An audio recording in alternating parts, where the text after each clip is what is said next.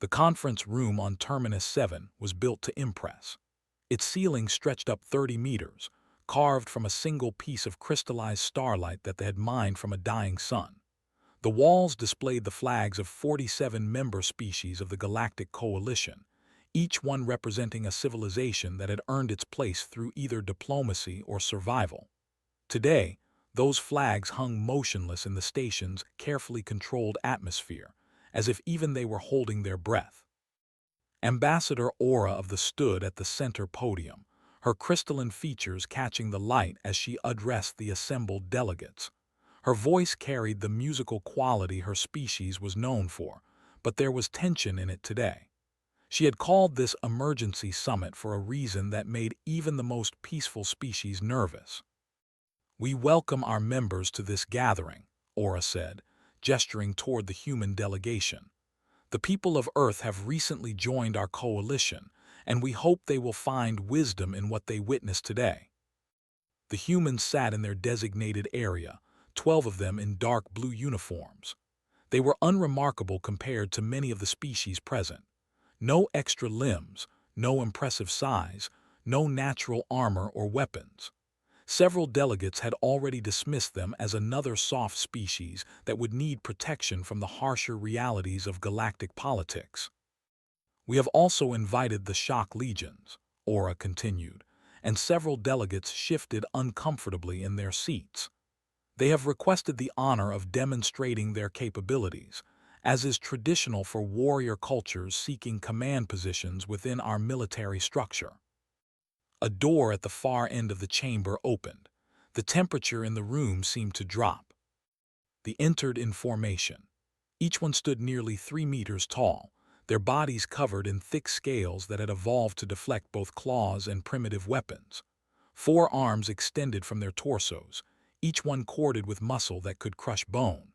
Their eyes were set wide on their angular heads, giving them a predator's field of vision.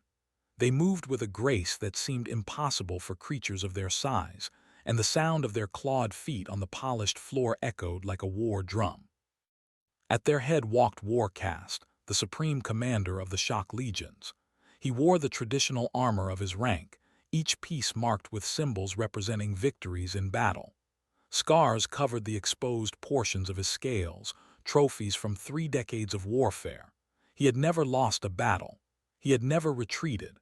His reputation alone had ended 2 wars before they could begin, as enemies surrendered rather than face him. The delegates watched, though, with a mixture of awe and fear. The ambassador actually stood up and backed away from her seat.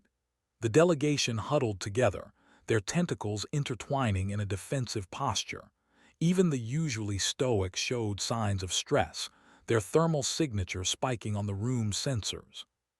Stopped at the center of the floor, he surveyed the assembly with eyes that had watched thousands die. When he spoke, his voice came out as a deep rumble that made the walls vibrate. "We are the Shock Legions," he announced. "For 300 cycles, we have been the sword that defends the Coalition. No enemy has stood against us. No force has broken our lines. We seek to formalize what is already true, that we should lead the Coalition's military forces." He paused, letting his words sink in. Then he began the challenge display. It was a ritual older than the Coalition itself, rooted in culture from before they had discovered space flight. Straightened to his full height, his 4 arms spreading wide. The muscles in his shoulders bunched and swelled. His scales rippled in a pattern that signaled aggression to every species with visual perception. Then he opened his mouth and roared. The sound was not meant to be pleasant. It was designed by evolution to trigger fear, to activate the prey response in other creatures. It started deep in his chest and built to a crescendo that shook the light fixtures. It was the sound of death approaching, inevitable and unstoppable. It was the sound that had caused entire battalions to break and run before the first shot was fired. The effect was immediate. The ambassador fled the room entirely. The curled into defensive balls. 3 separate species activated personal shield generators. The guards at the doors put their hands on their weapons, even though protocol forbade any violence at the summit. Even Aura, who had known this was coming, had to grip the podium to steady herself.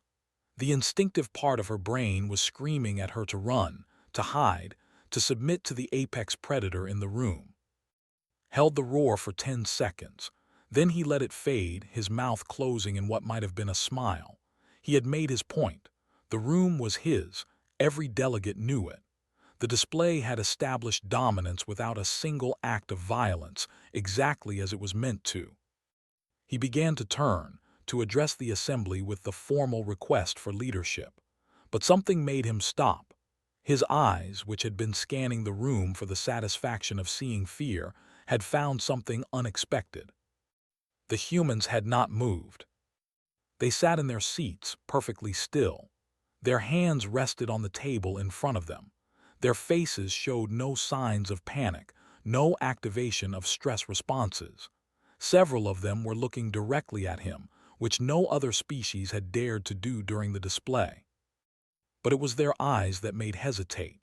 There was something in those eyes that his predator instincts recognized but could not categorize. It was not defiance. He had seen that before in warriors who knew they would die but chose to face death standing. It was not courage, exactly.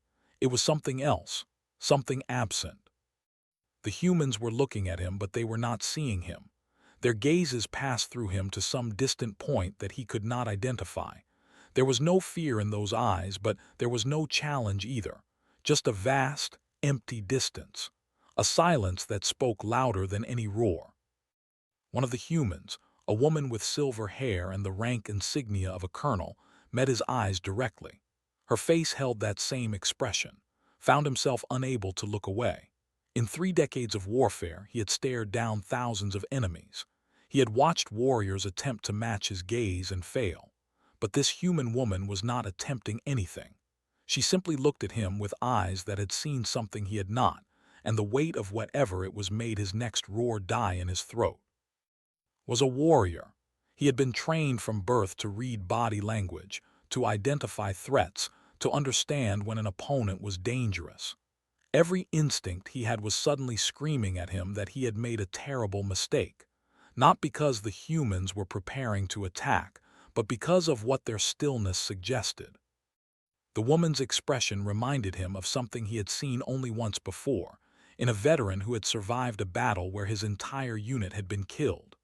That veteran had worn the same look, the gaze of someone who had gone to a place inside themselves where horror could no longer reach them. They called it the dead walk, the state where a warrior's body continued to function, but their spirit had retreated to somewhere safe. But these humans were not retreating. They were here, present, functional. They simply carried that distance with them as naturally as breathing. Behind the colonel sat a younger human male with a face. His hands rested flat on the table, perfectly steady. Next to him was a woman who could not have been more than 30 cycles old, but her eyes held the same vast emptiness. All 12 of them shared that look. All 12 of them watched the display with the detached interest of someone observing weather patterns. Realized the room had gone silent. The other delegates were watching him, waiting for him to continue. But he found himself unable to move. He had performed the challenge display thousands of times. It had never failed to achieve its purpose. But now, facing these unremarkable-looking creatures from a planet he had barely heard of, he felt something he had not experienced since he was a juvenile learning to hunt. Uncertainty. The colonel, her nameplate read, Santos tilted her head slightly. It was not a gesture of submission or challenge. It was the movement of someone considering a mildly interesting problem. Her lips moved in what might have been the start of a sad smile, but it never fully formed. Instead, she simply continued to look at him with those distant eyes. Lowered his arms. The display was over, but not in the way he had intended. He had established dominance over every species in the room except one, and that one exception suddenly seemed far more important than all the others combined. Ambassador Aura cleared her throat, trying to regain control of the proceedings. Thank you, Warcast, for that demonstration. We will now hear proposals for the military command structure. But was barely listening.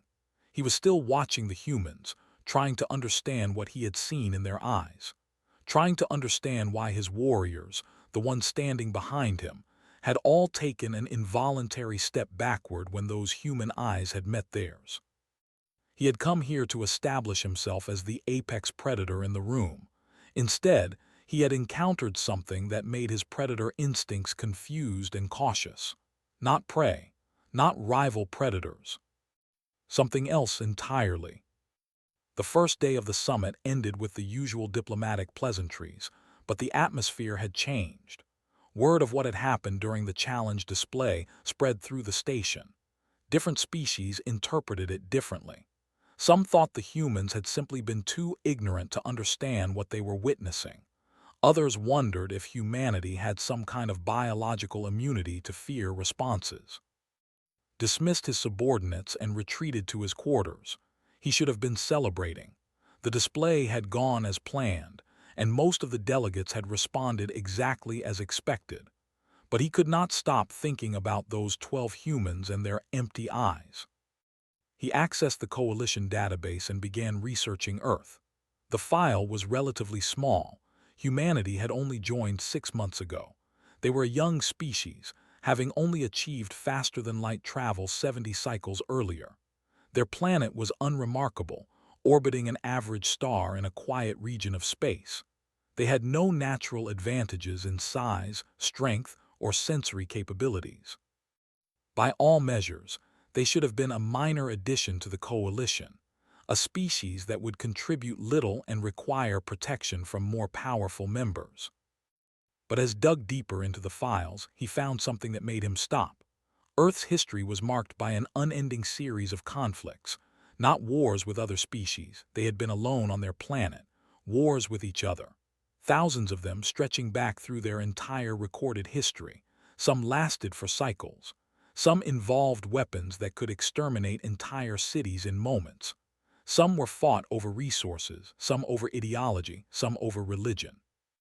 Humans had been killing each other for as long as they had been humans. Read about something called World War I. Millions dead in trenches, soldiers living in mud and filth, breathing poisoned air, watching their friends die of disease and artillery fire. He read about World War II, where humans had built factories dedicated to murder, where entire populations were systematically exterminated, where cities were burned away in nuclear fire. He read about smaller wars, countless ones scattered across their history. Vietnam, Afghanistan, Syria, Korea, Rwanda. The list went on and on. Each one had body counts that would have devastated a population. Each one had been fought with increasing brutality and efficiency. There were warriors. War was their culture, their honor, their purpose. But wars had rules. There were targets that were forbidden, lines that were not crossed, traditions that even enemies respected. Looking at human history could not find those rules. He found only survival and victory, achieved by any means necessary. He found records of human soldiers who had fought for years in jungles and deserts. He found accounts of battles where the dead outnumbered the living. He found documentation of something humans called shell shock, or combat fatigue, or post-traumatic stress disorder, psychological damage caused by exposure to prolonged warfare. And he found references to something called the 1,000-yard stare. The description made his scales crawl. It was the look of a soldier who had been in combat too long, who had seen too much death, who had crossed a psychological threshold from which there was no return. The eyes focused on nothing, seeing past the present to horrors that would never leave them. It was not insanity, the medical reports said. The soldiers remained functional. They could fight, follow orders, and complete missions, but something essential had changed in them. They had lost the ability to be shocked by violence. They had lost whatever it was that made killing a significant act. Thought about the eyes of Colonel Santos and her delegation. He thought about that vast, empty distance. He understood now what he had seen. Those 12 humans were not veterans of a few battles. They were survivors of a culture that had been at war with itself for its entire existence. They had been forged in a crucible of violence that they could barely imagine. Every one of them carried that 1,000-yard stare because every one of them had earned it. The warrior sat in his quarters, staring at the data screen. For the first time in his military career, he felt something close to fear. Not fear of defeat in battle. He would welcome a glorious death against a worthy opponent. This was a different kind of fear. The fear of encountering something that operated by rules he did not understand. The fear of realizing that his species, for all their warrior culture and combat prowess, might be amateurs compared to humanity. The humans had not flinched during his challenge display because they had already survived challenges that would have broken the shock legions. They carried their trauma with them like armor, and it made them immune to threats that would terrify others. Made a decision. He needed to understand these humans better. He needed to speak with Colonel Santos directly, to learn what had created that look in her eyes. His position as military leader of the coalition suddenly seemed less important than understanding what humanity truly was. He sent a request for a private meeting. To his surprise, Santos accepted immediately. The meeting was scheduled for the next morning, in a neutral conference room with no guards or witnesses. As prepared for sleep, he found himself doing something he had not done since he was a juvenile. He was nervous. Tomorrow he would sit across from a creature half his size, with no natural weapons, from a species that had barely left their home system.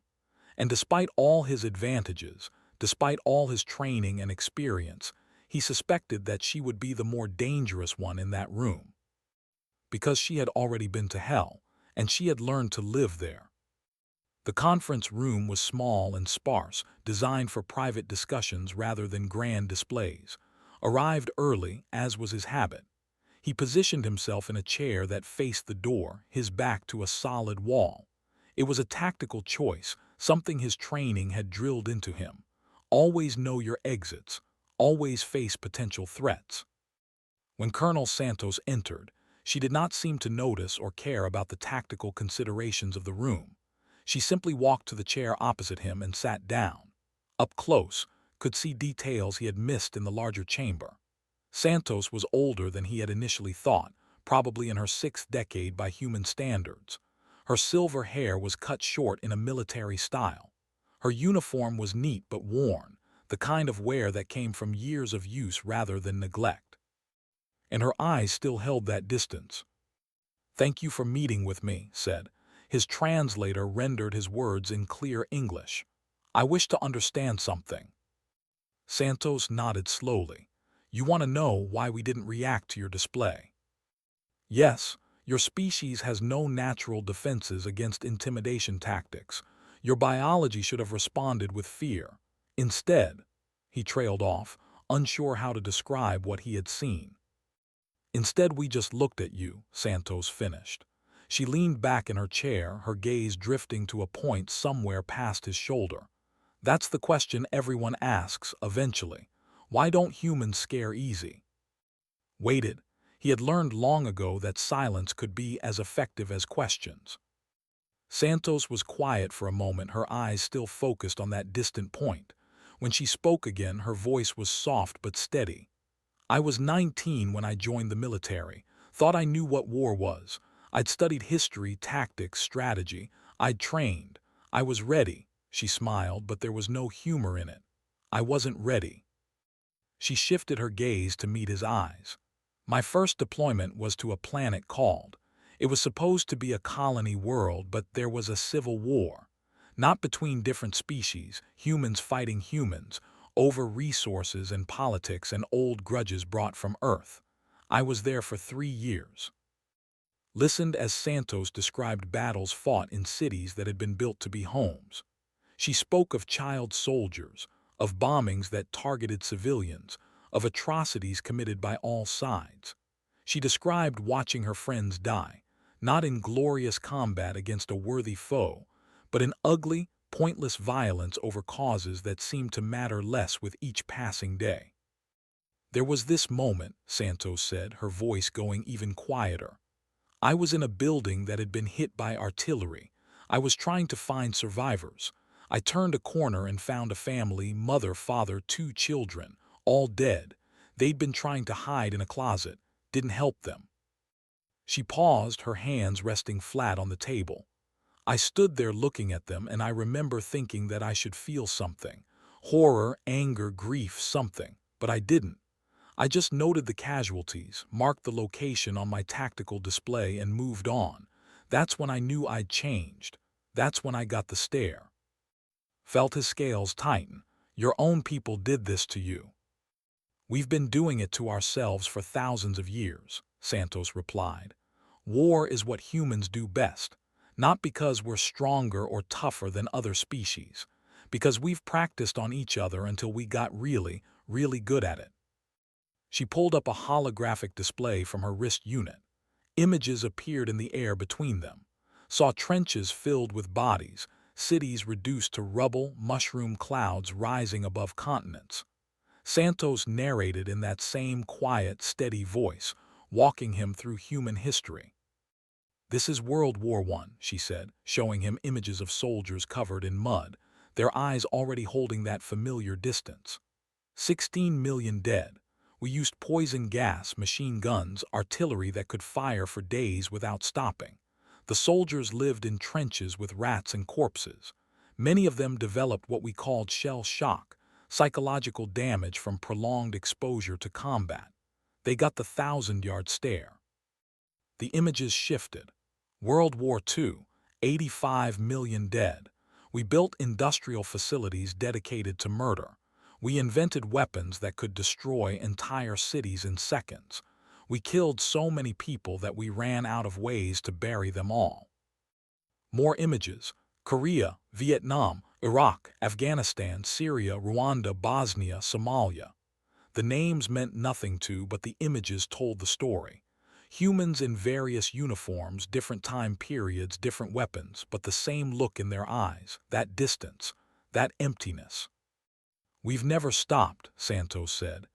Even after we achieved spaceflight, even after we made contact with the Coalition, we were still fighting wars on Earth. It's what we know. It's what we're good at. Stared at the images, trying to process what he was seeing. They had fought wars, certainly, but they had always been wars of honor, wars with purpose and rules. What Santos was showing him was something else entirely. It was warfare as a way of life, violence as a cultural constant. Your display yesterday, Santos continued, dismissing the hologram. It was impressive, genuinely. You're a formidable warrior, and your species has clearly refined intimidation into an art form. But it did not work on you, said. No, Santos agreed. Because we've seen worse. Not worse than you specifically. I'm sure you're exactly as dangerous as you appear. But we've seen what happens when an entire species turns its violence inward. We've seen what happens when the monsters aren't aliens from another world but your neighbors, sometimes your own family. She leaned forward slightly. That's what you saw in our eyes yesterday. We weren't being brave or defiant. We just didn't have any fear left to give you. You can't intimidate someone who's already been through hell, especially when that hell was built by their own people. Found himself without words. He had come to this meeting seeking understanding, and Santos was giving it to him.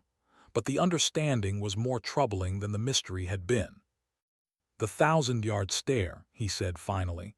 It is a mark of psychological damage, yet you still function, you still serve.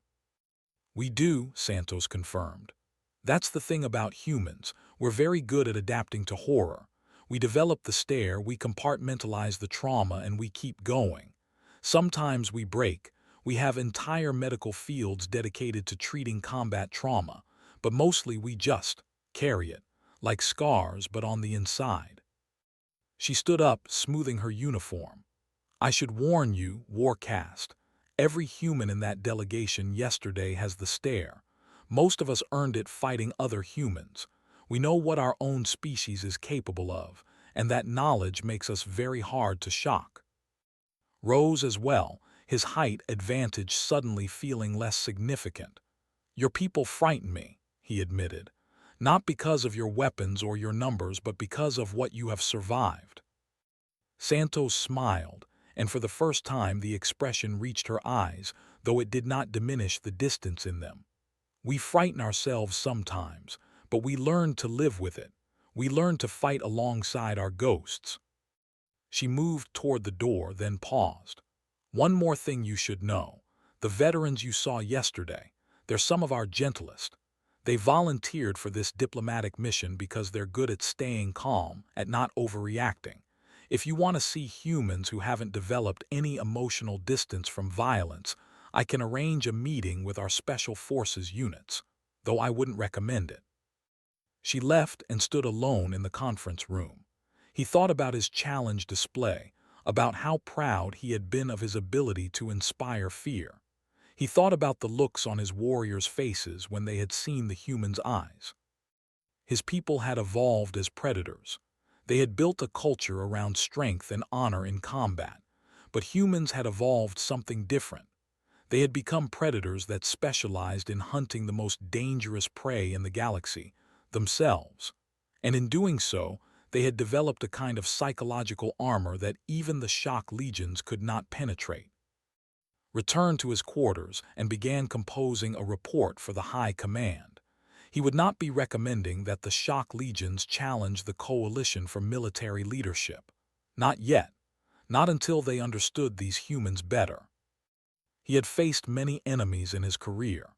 He had fought creatures that could tear ships apart with their claws, beings that could manipulate gravity and bend space.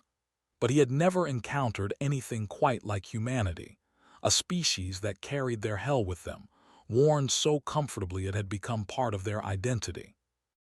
The thousand-yard stare was not a weakness, Santos had implied.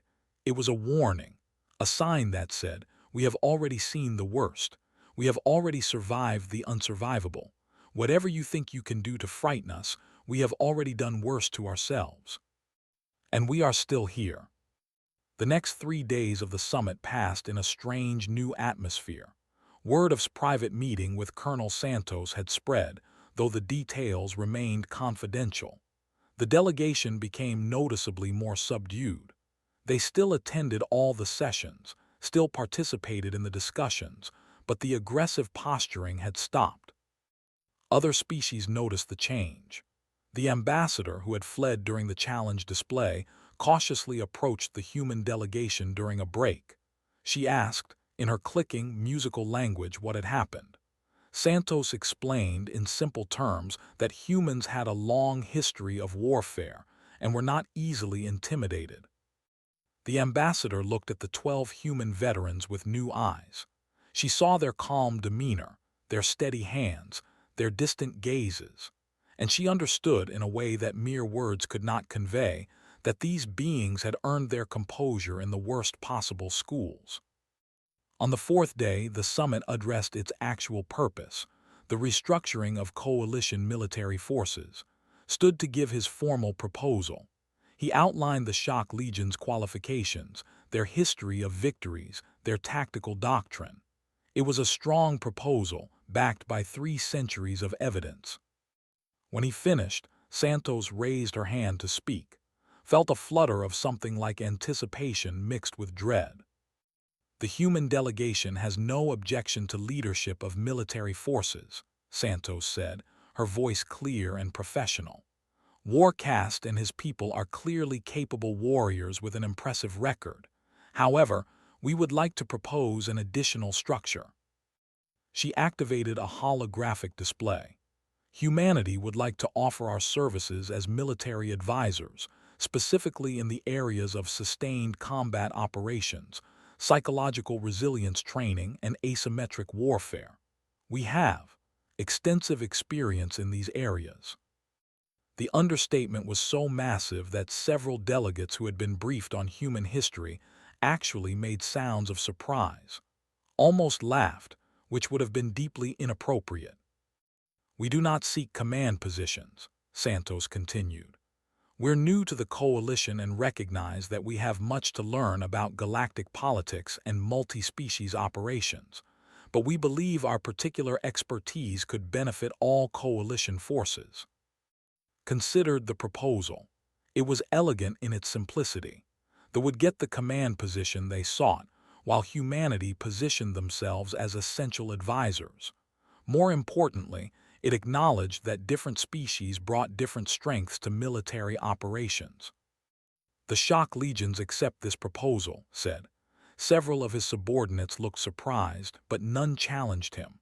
They had all seen what he had seen. They all understood that these humans were not rivals to be defeated, but allies whose capabilities should be utilized. The vote passed with overwhelming support. They would lead coalition military forces, with human advisors embedded at all levels of command. It was, several ambassadors noted, an unusual but promising arrangement. After the session ended, found himself standing on an observation deck with Santos. They looked out at the stars, two warriors from very different worlds, bound now by mutual respect and a shared understanding of what war truly meant. You could have challenged me, said. Your people's combat experience exceeds ours, even if your technology does not. You could have claimed military leadership for yourselves. Santos shook her head. We didn't come to the stars to find new people to fight. We came to escape that cycle, or at least try to. Leading the military would just pull us back into old patterns. Yet you will still advise, still participate in conflicts. We will, Santos agreed, because we know that sometimes war is necessary, and when it is, we want to make sure it's done as efficiently and humanely as possible. That's one thing we learned from all our mistakes, how to end wars quickly, how to minimize casualties when combat is inevitable. She turned to look at him. Your people are warriors. It's your culture, your honor, your way of life. Our people became warriors because we couldn't figure out how to stop being warriors. There's a difference. You fight because it's who you are. We fight because it's what we've always done, and we're trying to learn how to do something else. Understood. They saw warfare as glorious, as the ultimate expression of strength and skill. Humans saw it as a necessary evil, something to be endured and survived rather than celebrated. That fundamental difference in perspective explained so much about their respective approaches to conflict. I am glad we will not be enemies, said finally. So are we, Santos replied. The galaxy has enough problems without adding human warfare to the list. They stood in comfortable silence for a while, watching the stars. Ships moved in the distance, carrying delegates back to their home worlds. The summit was ending, but something new was beginning, a partnership between the galaxy's most honored warriors and its most experienced survivors. Santos broke the silence with a question. Can I ask you something personal? Yes. During your challenge display, there was a moment where you hesitated. What made you stop? Considered the question carefully. Your eyes, he said finally, all of you. You looked at me with eyes that had seen something I had not. As a predator, I am trained to assess threats. In that moment, I realized that I could not assess you, could not categorize you. You were not prey, not rival predators, not allies. You were something my instincts had no classification for. And that scared you, Santos said. It was not a question. It did, admitted. It still does somewhat, but I have learned that fear can be a teacher. It tells me when I have encountered something beyond my current understanding. Your people are beyond my understanding, Colonel Santos, but I hope to learn. Santos smiled, that sad smile that never quite reached her distant eyes. We'll teach what we can, though I'll warn you, understanding human warfare might be more disturbing than not understanding it. I suspect you are correct, said, but I would rather face disturbing truth than comforting ignorance. They remained on the observation deck as the station's cycle shifted to night mode. The stars became brighter, more visible through the transparent panels. Somewhere out there were billions of beings who had no idea that the balance of galactic power had just shifted in a subtle but significant way. The Shock Legions would lead the military forces. They would bring their strength, their honor, their warrior traditions. But beside them would be human advisors, carrying their thousand-yard stares and their hard-won expertise in how to wage war when war became necessary. Together, they would defend the coalition, and any enemy that faced them would have to contend not just with strength, but with human endurance, not just with warrior pride, but with the grim efficiency of a species that had spent perfecting the art of survival against impossible odds. Later, when Santos returned to the human delegation, one of the younger members asked her how the meeting with had gone. She considered her answer carefully. "It went well," she said finally. "I think we've established a foundation for a good working relationship. They are impressive warriors. They'll be good to work with." "Did you tell him about Earth?" another veteran asked. "About our history?" "I did," Santos confirmed. "He needed to understand why we didn't react to his display, why we couldn't react." The delegation fell silent. Each of them carried their own version of the thousand-yard stare, earned in different conflicts, different circumstances. But they all shared the same fundamental experience. They had seen humanity at its worst, and they had survived. "Do you think he understood?" someone asked. Santos thought about's face when she had shown him the images of human warfare, about the way his confident posture had gradually shifted to something more cautious, more uncertain, about his admission that humanity frightened him. "He's starting to," she said, "and that's good. Better that our allies understand what we are than have them learn the hard way." "What are we, Colonel?" the youngest member of the delegation asked. He was barely 30, but his eyes already held that familiar distance. He had earned his stare in the border conflicts that had raged even as humanity was joining the coalition. Santos looked at each of them in turn. Veterans of a dozen different conflicts, survivors of horrors that would have broken most species. They had volunteered for this diplomatic mission because someone had to represent humanity to the galaxy, and they were qualified in ways that civilians could never be. "We're the warning," she said finally. "We're the proof that a species can endure almost anything and keep going. We're the evidence that trauma doesn't have to mean defeat. And we're the promise that if humanity can learn to fight alongside its allies instead of against itself, we might actually contribute something positive to the galaxy." She smiled, that sad smile that never quite reached her eyes. "But mostly, we're just tired veterans trying to make sure the next generation doesn't have to earn the stare the way we did." The delegation nodded. They understood. They had all joined the coalition military program for similar reasons, to protect others from experiencing what they had experienced, to use their hard-won expertise for something constructive rather than destructive. As they prepared to depart Terminus 7, Santos took one last look at the conference chamber where had given his challenge display. She remembered the feeling of watching a 3-meter-tall predator roar his dominance, remembered the way other species had cowered and fled, remembered the look on his face when he had realized that humanity was not impressed. The thousand-yard stare, she reflected, was a terrible thing to earn. It meant you had seen too much, experienced too much, survived too much. It meant a part of you would always be standing in that moment where everything changed, where innocence died and cold understanding took its place. But it also meant you could not be broken by fear, could not be intimidated by displays of strength, could not be shocked by violence or cruelty, because you had already witnessed the full spectrum of what beings were capable of doing to each other. It was a shield made of scars, armor forged from trauma, and while Santos would never wish it on anyone, she understood its value. The galaxy was a dangerous place. The coalition faced threats from hostile species, natural disasters, internal conflicts. There would be times when strength and courage would not be enough. Times when victory would require the ability to endure horror without flinching, to continue functioning when everything around you was falling apart, to make hard decisions when all options were terrible. In those times, humanity would be ready, because they had already been through hell, because they carried their ghosts with them, because the thousand-yard stare was not a weakness but a warning. "We have survived the worst," those empty eyes said. "We have walked through every nightmare and emerged alive. We know what it takes to endure, and we will not break."